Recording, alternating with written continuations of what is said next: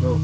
Ang atong kinabuhi sa man ini, tagkas nga tao, may mga grado, o mga dato, yani siya.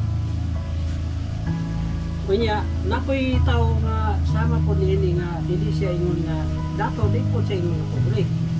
Tapi siya grado, ingon nani, ang kinabuhi sa tao na ay taas, mga grado, napoy tama-tama ra, napoy mga tao nga sama niini. Na kung atong lantawon, walay grado, pobre siya nga pagkatao, di sa taas nga pagkatao.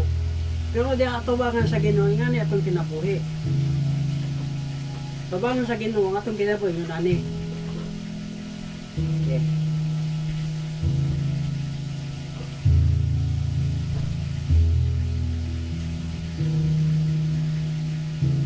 Tubangan sa Ginoo, walay diskriminasyon, pareho tanan, pantay ta tanan, anak ta sa Ginoo.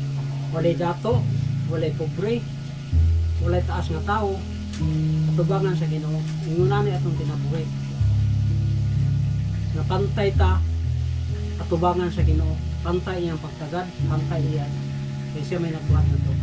Ingunan ni ang tao. Amen.